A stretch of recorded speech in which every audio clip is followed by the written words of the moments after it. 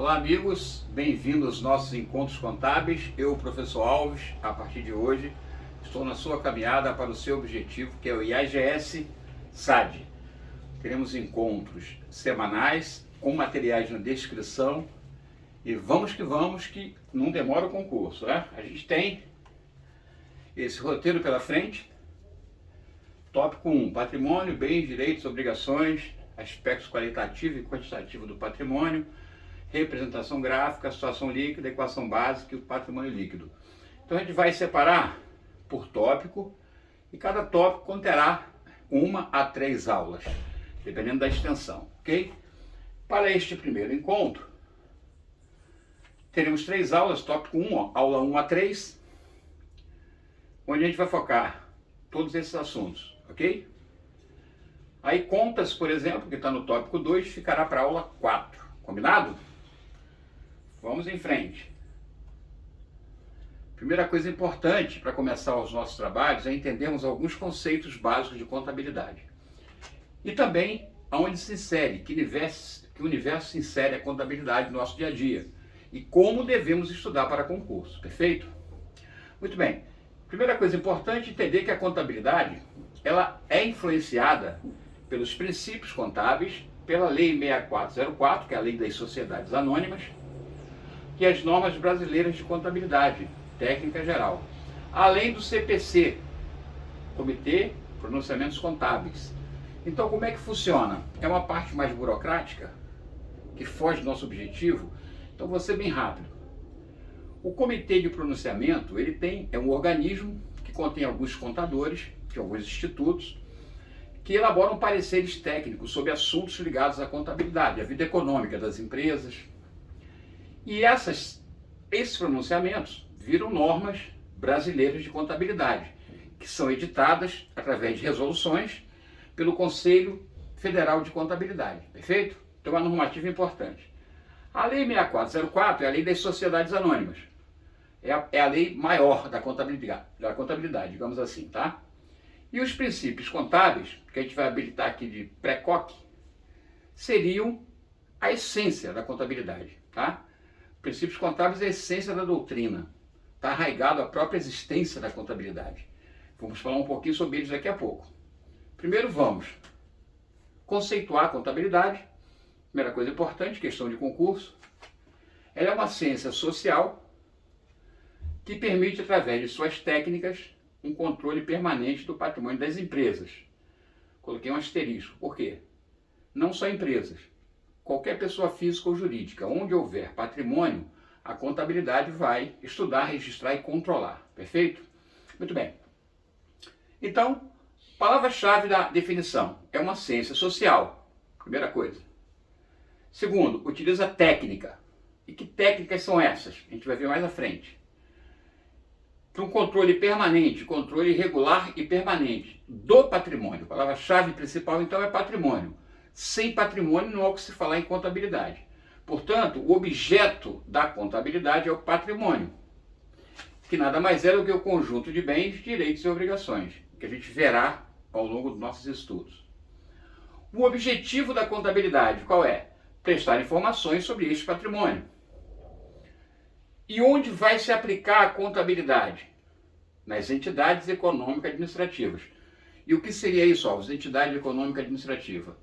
Basicamente, o livro base do nosso concurso diz o seguinte, ó, é onde reúne pessoas, patrimônio, ação administrativa, titular da ação e fim determinado. Ou seja, se houver pessoas trabalhando, tiver ação administrativa e um titular da ação e um fim determinado, isso é um ente que a gente vai chamar de entidade econômica administrativa. Simplificando, poderia ser qualquer pessoa física ou jurídica. Só que aqui a definição vai mais para o lado da pessoa jurídica, perfeito? Então as pessoas jurídicas, uma organização, reunião de pessoas que tem um patrimônio, que tem ações e que tem fim determinado. Seria esse o campo da atuação da contabilidade. E essas pessoas jurídicas vão ter classificações dependendo da sua finalidade. Pode ser instituições sociais, econômicas, podem ser empresas. A gente vai ver no próximo slide, perfeito? Mas no primeiro momento eu queria somente trazer vocês aqui para o nosso estudo contábil e dizer: nosso trabalho ele tem que ser regular, sistemático, contínuo. De vez em quando a gente revisa conceitos iniciais e, essencialmente para concurso, pratica muitas questões. Essa é a ideia vitoriosa, ok? Então, o que fica daqui do primeiro slide? Primeira coisa importante, a contabilidade é uma ciência social, ponto. Para que serve? Qual a finalidade? Qual o objetivo? Prestar informações sobre o patrimônio. Então, a contabilidade controla o patrimônio de quem quer que seja, com o objetivo de informar sobre esse patrimônio, a situação que ele se encontra, qual a sua evolução. O objeto, portanto, em cima do que a contabilidade trabalha? Patrimônio, que é o nosso assunto do tópico 1, ok? Muito bem, até aqui sem problema. Mas por que a contabilidade é influenciada por esses princípios, pela lei e pela norma? Primeiro, o princípio, ele é a essência da doutrina, como eu disse, ele é arraigado à própria ciência, sua própria metodologia. Então, o princípio já orienta como é que a contabilidade deve agir em determinados momentos para que atinja seu objetivo.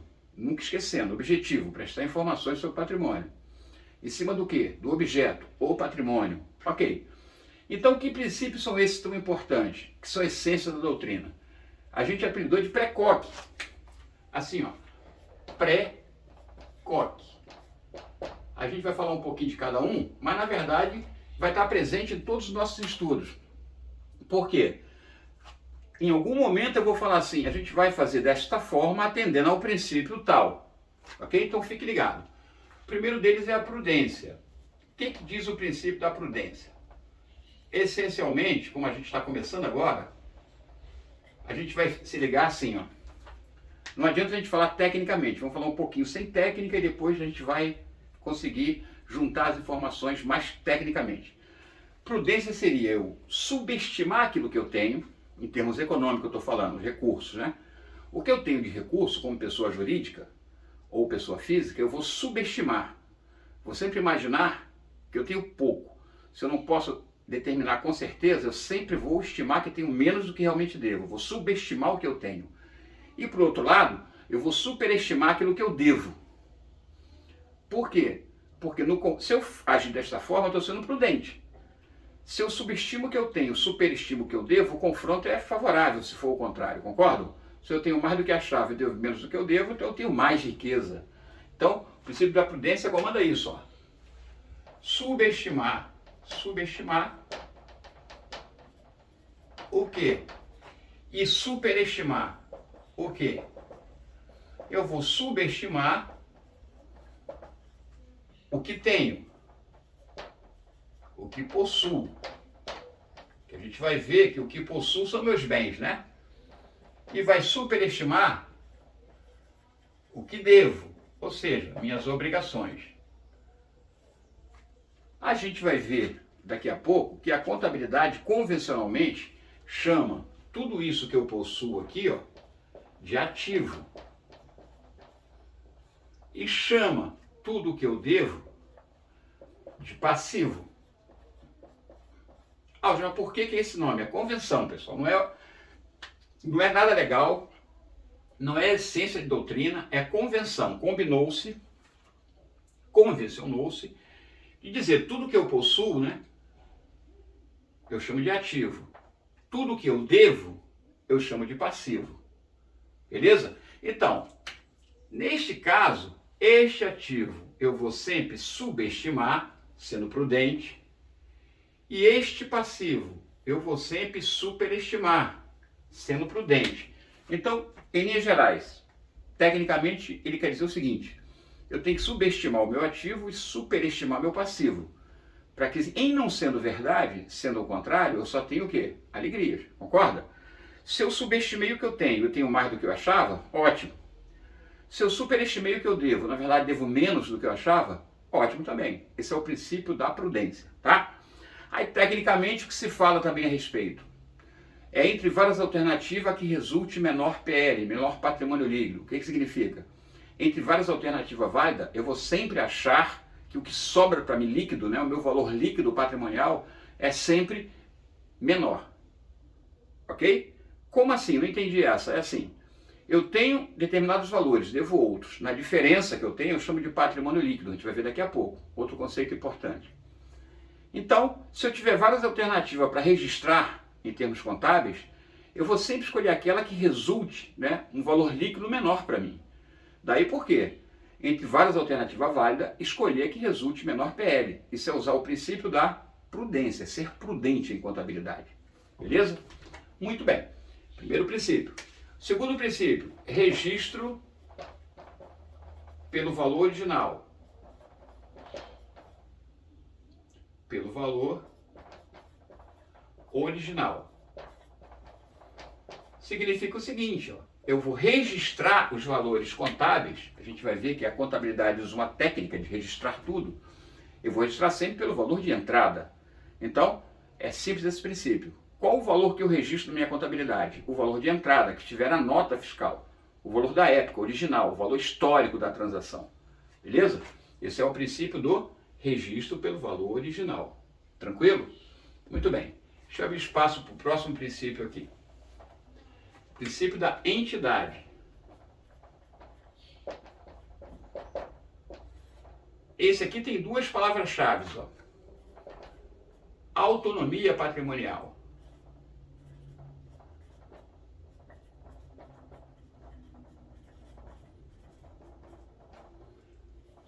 Autonomia patrimonial significa o seguinte: o patrimônio da minha empresa, eu vou sempre pensar em contabilidade que eu sou empresa, tá? Então a minha entidade, a empresa, eu me insiro nela, ela tem autonomia. Ou seja, o que ela possui de bem e direito não é o que eu, pessoa física, possuo. Tem que segregar patrimônios, ok? Então, significa que ela é comandada por uma autonomia patrimonial. Ou seja, patrimônio dos sócios, ou patrimônio dos titulares, não se confunde, diferente do patrimônio da empresa, ou patrimônio da entidade.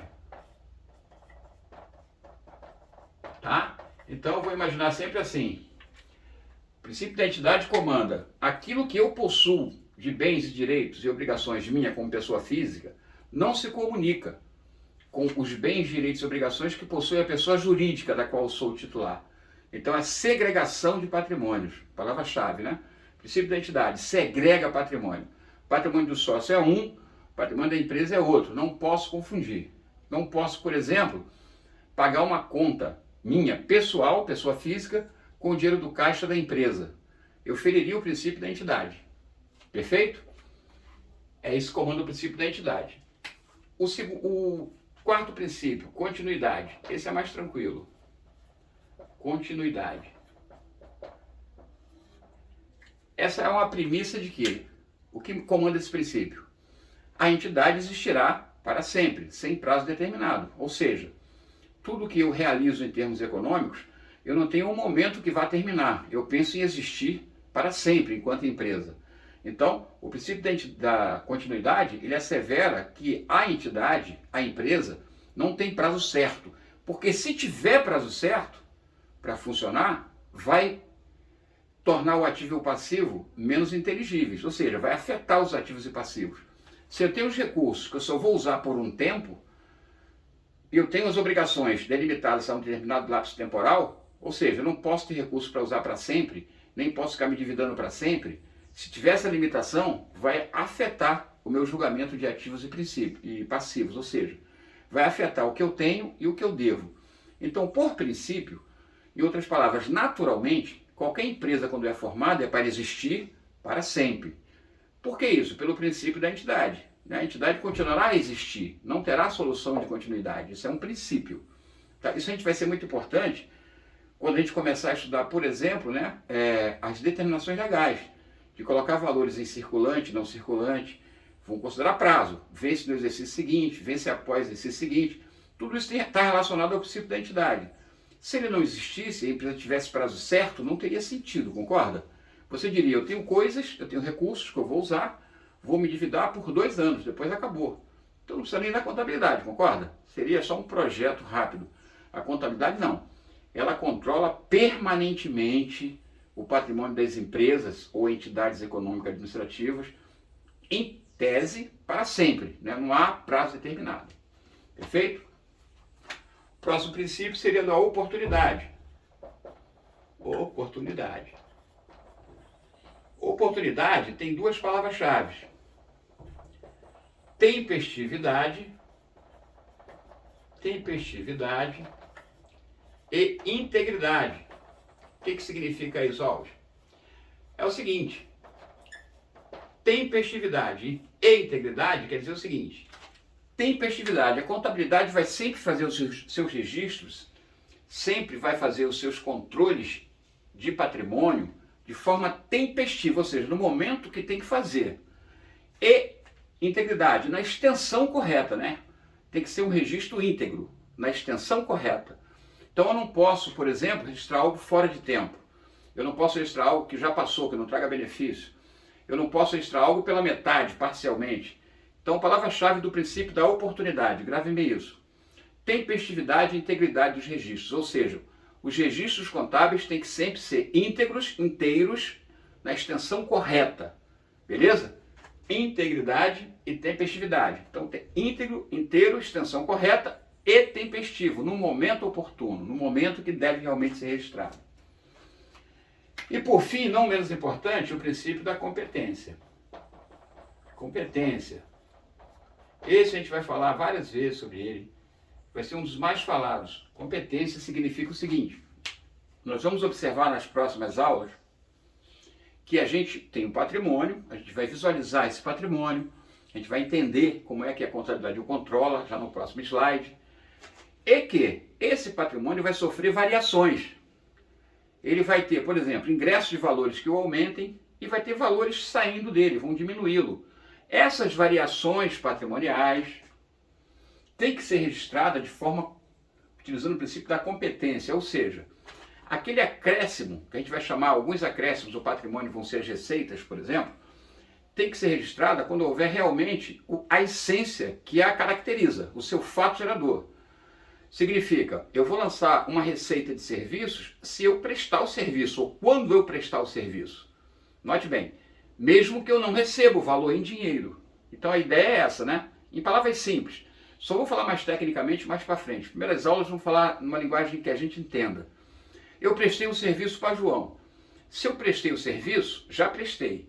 O João não me pagou, mas eu posso registrar na minha contabilidade esse ganho, essa receita? Por esse princípio da competência, sim. É aí que tem, é o X dele, a essência dele. Você registra o ingresso como receita, né? Positivamente, mesmo sem receber, se já tiver prestado o serviço, ou seja, se ocorreu o fato gerador dessa receita. E por outro lado, as despesas, aquilo que você consome. Você vai registrar como despesas, gastos de despesas, somente também o que for consumido, mesmo que não pague. Vamos lá, para ficar mais simples. Se você utilizou o serviço de alguém, tá? Você contratou uma pessoa para trabalhar para você neste mês. A pessoa trabalhou o mês todo. Ao final do mês, você deve um valor a ela, concorda? Mesmo que você não pague, se você quiser registrar essa obrigação, você tem que registrar a obrigação de pagá-la e, em contrapartida, tem que registrar o quê? O dispêndio que vai ter do seu patrimônio. Mesmo que você não gaste, não coloque a saída do dinheiro, você vai registrar como despesa. Ah, mas não paguei ainda, mas não importa. Já não é seu, tem um valor no seu patrimônio que já não é seu. Por quê? Porque houve um fato gerador que o consumiu. Você só não ainda quitou.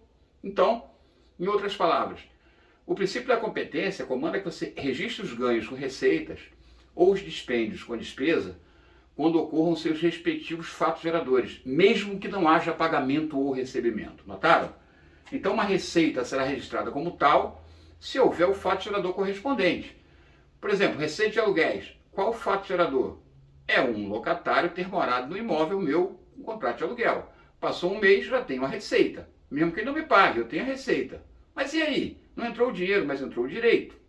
Eu tenho a receita, é minha. Porque houve o fato gerador. Se ele pagar, tudo bem. Se não pagar, tudo bem. Eu vou registrar como receita porque houve o fato gerador. Notaram? Agora o polo negativo. Eu sou locatário, minha empresa é locatária. Alugou um imóvel, ficamos um mês no imóvel. Mesmo que eu não pague ao final do mês, eu já usei imóvel por um mês, né? Já houve a utilização, houve o consumo no valor. O fato de não pagar não me desobriga. Então eu tenho que registrar a despesa e a obrigação. Então, resumindo, o que diz o princípio da competência? Receitas e despesas são registradas conforme a ocorrência dos fatos geradores, independente de pagamentos ou recebimentos. Tranquilo? Então, simplificando aqui, resumindo a ideia como um todo, o pré-COC são os princípios que você não pode esquecer. Volte sempre a essa primeira aula e veja o que eu estou dizendo. Mais à frente a gente vai colocar em linguagem mais técnica, mas em resumo seria isso. Prudência, subestimar o que eu tenho, o ativo, superestimar o que eu devo, o passivo. Ou seja, eu vou sempre ser prudente neste sentido. Registro pelo valor original, valor de entrada, ou seja, registrar pelo valor da entrada, pelo valor de entrada, tá? Conforme nota, por exemplo, entidade, premissa de existência. Estou resumindo aqui em poucas palavras, só para ficar algo registrado. Existência eterna da empresa. Ou seja, é a premissa de que a empresa vai existir para sempre. Eu inverti aqui, galera, foi mal. Isso aqui é a continuidade, tá? Aqui é a entidade. A entidade é patrimônio do sócio diferente do patrimônio da empresa. Esse seria o resumo. Beleza? Oportunidade, tempestividade, no tempo correto, e integridade, de forma inteira. De quê? Do registro. Beleza? Continuidade, palavra-chave, tempestividade e integridade do registro, ou seja, registrar no tempo correto, na extensão correta. E competência, receita barra despesa, escreva aí, receita barra despesa, registradas pela contabilidade, conforme ocorrências, você coloca por extenso aí, dos respectivos FG. O que é FG? Fatos geradores. Independente de pagamentos e recebimentos. De pagamentos e recebimentos. Então note, uma visão rápida. Competência, receita e despesa, eu vou registrar de acordo com o fato gerador, palavra-chave. Independente, mesmo que não haja pagamento da despesa nem recebimento da receita. Oportunidade, tempestividade e integridade do registro, ou seja, eu registrar no tempo correto e na extensão correta. Continuidade, premissa de que a existência da empresa é eterna. Entidade, o patrimônio do sócio não se confunde com o patrimônio da empresa. Registro pelo valor original, registrar pelo valor de entrada, conforme nota fiscal. E prudência, subestimar o que possuo e superestimar o que eu devo, ou seja, subestimar o ativo e superestimar o passivo. Tranquilo? Note, demos uma geral nos princípios, são esses os mais importantes, mesmo que a resolução que tratava deles, que é a 750 de 93, tenha sido revogada, princípios não foram revogados, obviamente. Eles estão enraigados, eles são intrínsecos ao próprio estudo da contabilidade como ciência. Beleza? Então, esses princípios vão influenciar a contabilidade, porque, como eu expliquei aqui, eles vão determinar o registro de uma ou outra forma, existência ou não do registro, eles vão ajudar nesse julgamento. A Lei 6404, eu vou falar a todo momento, alguma coisa é mandamento da lei, por isso a contabilidade vai agir de determinada maneira. E as normas brasileiras de contabilidade, técnica geral e pronunciamento do CPC também vão colocar a termo alguma técnica pronunciada por uma equipe contábil e que vira uma resolução, portanto, de observância obrigatória. Então, show! O que eu tenho até aqui? Conceito de contabilidade. O objeto é o patrimônio, é o que tem que ficar na minha cabeça ao final da aula. O objetivo é prestar informações sobre o patrimônio. Onde eu vou usar campo de aplicação, a contabilidade? Nas entidades econômicas administrativas, ou seja, onde reunirem-se pessoas patrimônio, ação administrativa, titular da ação e fim determinado, onde houver uma organização assim, independente do fim social, socioeconômico, se for empresa, eu vou entender que é o campo de atuação, é uma entidade econômica administrativa. Qualquer pessoa jurídica é uma entidade econômica administrativa, tá? Uma igreja é, uma associação é, uma cooperativa é, um órgão público é, beleza? Então a contabilidade se aplica em todas essas entidades. Muito bem, indo mais à frente um pouquinho. Essas entidades que eu acabei de dizer, elas podem ser classificadas assim. Quanto ao fim a que se destina, pode ser instituição social, não visa o lucro. Exemplo, uma LBV da vida, Legião da Boa Vontade, né? Arrecada valores só para cuidar, por exemplo, de crianças, enfim, alguma área social. Instituições socioeconômicas são aquelas que até têm algum lucro, mas revertem em favor dos seus associados. Seria o caso de cooperativas, associações recreativas, né? Grêmios recreativos, seriam socioeconômicas. E empresa é o geral, o que a gente já conhece. É aquela que só visa o quê? O lucro. Empresa só quer lucro, ok? Muito bem.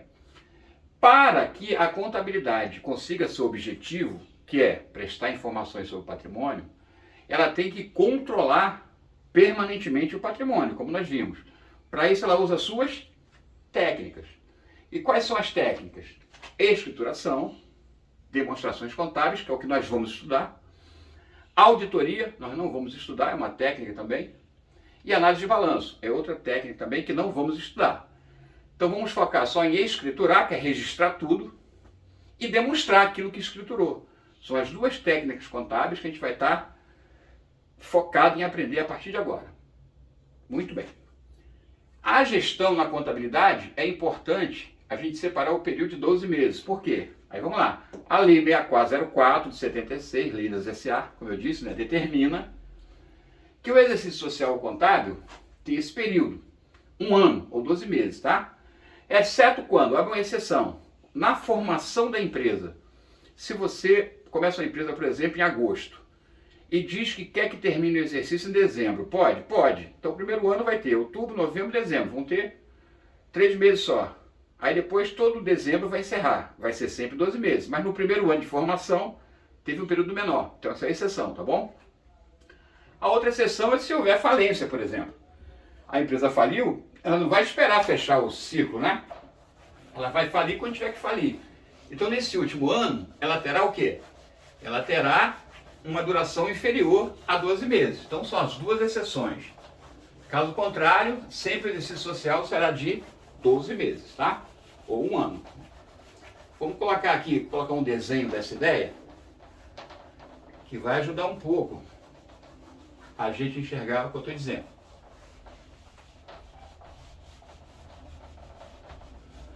Vamos lá. A gente tem então, só para visualizar, gestão. Vamos colocar aqui um período qualquer, ó. Eu vou chamar isso aqui, ó. É bom a gente memorizar isso aqui. Uma linha do tempo. Vamos dizer aqui que é o exercício. Isso aqui é o exercício atual que eu estou, tá? 2004. Põe na sua memória aí. Aqui é 31/12.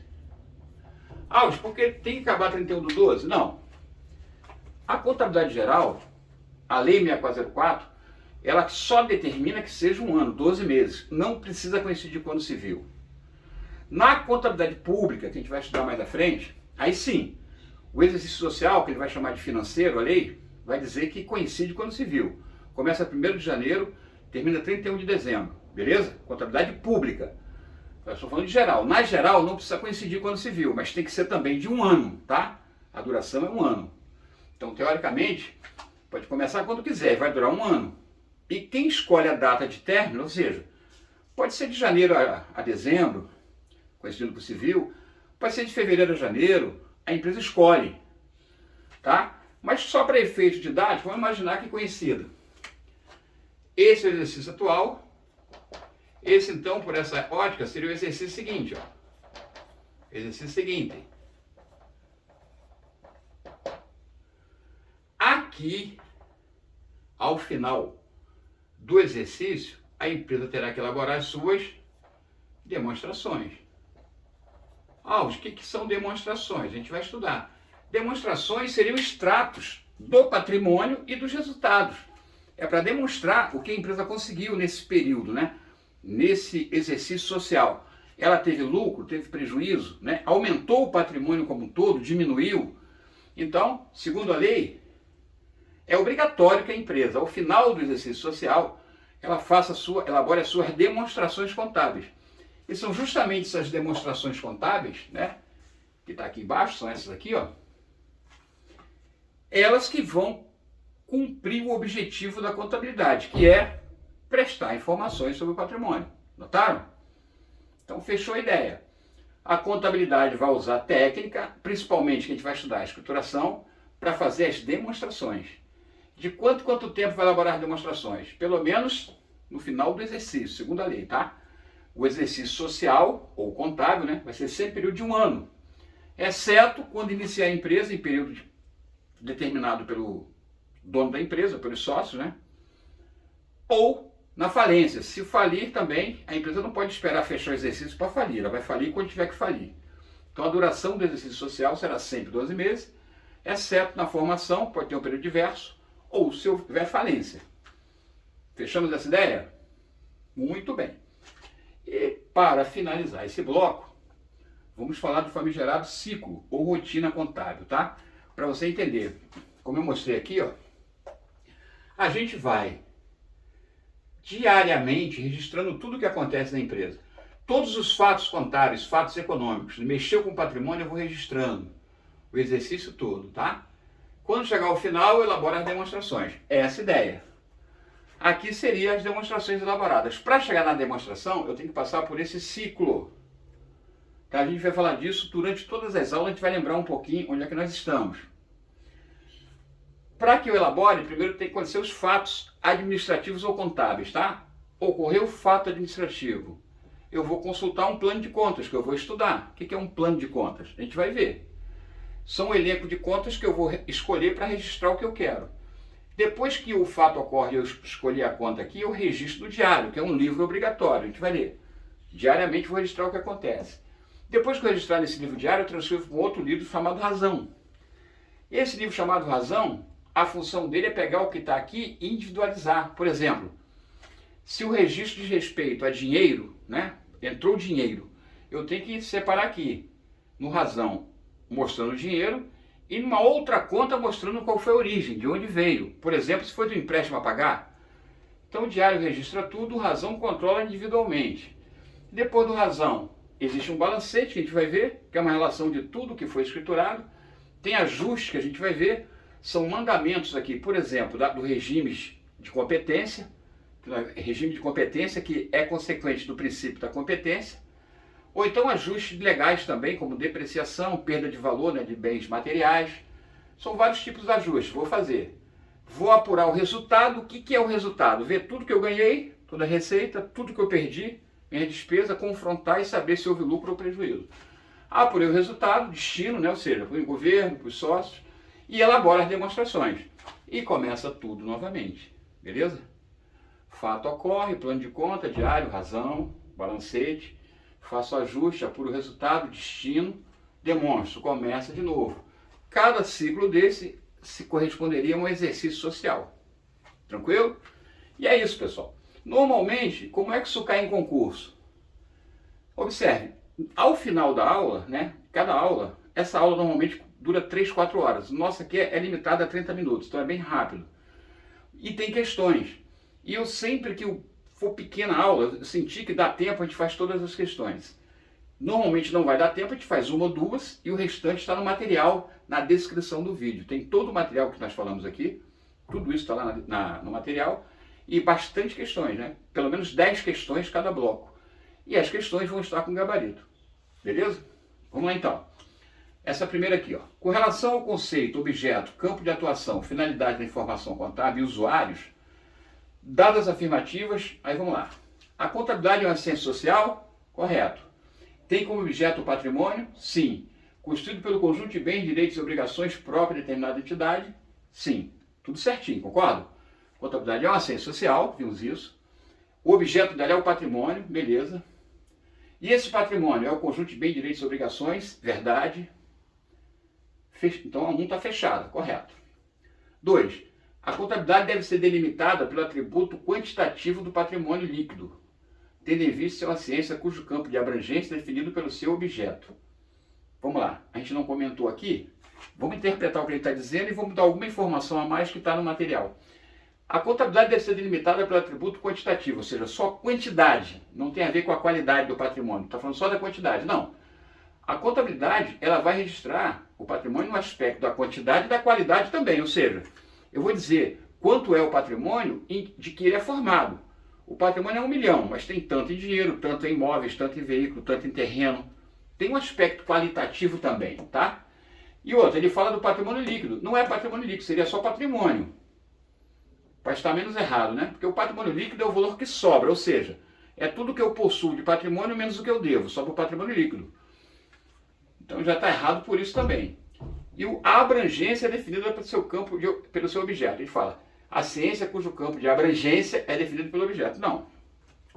O objeto é em cima do que ela trabalha. A abrangência é muito além do objeto, né? Não é só o patrimônio.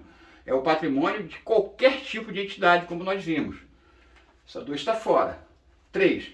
A contabilidade tem por objetivo fornecer informações sobre a composição do patrimônio, beleza, suas variações, ok, visando auxiliar o processo de tomar decisões, correto, utilizando para isso as técnicas contábeis de escrituração, beleza, demonstrações contábeis, ok, auditoria e análise de balanço, ok. Perfeito, é o que a contabilidade faz, né? A gente só não vai estudar a auditoria contábil e análise de balanço, mas a gente vai estudar muito, demonstrações e escrituração. Correta a 3 também. Então ficou correta a 1 e a 3, gabarito letra C de casa. Perfeito? Muito bem. Só mais umazinha. As técnicas contábeis representam as ferramentas que a contabilidade possui para controlar o patrimônio. A técnica é relacionada diretamente com o registro contábil. Ora, registrar, as 4 técnicas são escrituração, demonstração contábil, auditoria e análise de balanço. Muito bem. A análise de balanço, o nome já diz, analisar balanço é analisar a composição do patrimônio através de índice, índice de evolução, índice de composição. A gente não vai estudar isso. Isso é análise de balanço. Auditoria tem a ver com ouvir, audir, né? Auditoria é uma técnica que visa o quê? Verificar uma situação contábil da empresa, se tudo foi registrado de acordo com o que estava previsto. Vai fazer uma confrontação da realidade com o que era previsto, para que se dê um parecer. Então, a auditoria é uma técnica que dá um parecer sobre como estão os trabalhos em termos contábeis de uma empresa. Não tem nada a ver. A escrituração, sim, é o registro a nível próprio de tudo o que acontece na empresa. Então, quando ele fala a técnica relacionada diretamente com os registros, ele está falando de escrituração. Letra A. Confere? Porque a demonstração, ela é o quê? Os extratos do que foi estruturado. Tudo está estruturado é escrituração, mas o extrato dela, né, para demonstrar isso, aí são as demonstrações. Então, aqui nesse caso, a técnica relacionada diretamente com os registros, sem dúvida alguma, é a letra A escrituração. Beleza? Então, tem mais aqui a questão número 3, também é rápida. Podemos afirmar que o objetivo principal da escrituração contábil é: qual o objetivo principal da escrituração? Escrituração, observa. Fornecer informações para a elaboração dos relatórios fiscais, apurar o resultado financeiro, ó, registrar todas as transações financeiras de uma organização. Ó, registrar todas as transações financeiras. Está mais amplo, não está? Analisar e interpretar demonstrações. Analisar e interpretar seria análise de balanço. Beleza? Registrar todas as transações financeiras, sim, tem a ver com escrituração. Letra C está mais bonita. Apurar o resultado financeiro, não só isso. Não só apurar, também, mas não só isso. Fornecer informações para a elaboração dos relatórios fiscais, sim, mas não só isso, não só o relatório fiscal. Então, o que está mais completo aqui, ó, escrituração é registrar todas as transações financeiras de uma organização. É mais completo, beleza? Muito bem. E, finalmente, número 4, a respeito do exercício social contábil, podemos afirmar, exceto o que eu não posso afirmar. Tem a duração de 1 ano e a data do término será fixada. Beleza. No estatuto aqui, o estatuto é o documento que formaliza, né, que cria uma sociedade anônima. Se for uma limitada, seria um contrato social. Mas está correto, a duração é 1 ano e a data do término é colocada ali. Como eu disse, o sócio escolhe quando quer que termine, não precisa coincidir com o ano civil. Tem início 1º de janeiro e 31 de dezembro. Errado, pode ter início onde quiser. Já está o erro aqui, é esse o gabarito. C, pode ter duração menor que 1 ano na constituição da companhia e nos casos de alterações. Correto. Ao seu final serão elaboradas demonstrações. Ao final do exercício, elabora demonstrações. Está correto também, como vimos aqui. Final do exercício, as demonstrações são elaboradas. Então está perfeitinho. A gente concluiu aqui então, ó, em poucos minutos, a primeira aula. Bem-vindos todos, vamos continuar nessa batida, sempre uma aula por semana, ou 2, dependendo da disponibilidade, né, desde que vos fala. E sempre vou tentar deixar o material na descrição do vídeo para você ler essa aula que eu comentei aqui, você dá uma lida, faz todos os exercícios que estão com o gabarito lá, certo? Forte abraço a todos, até a aula 2.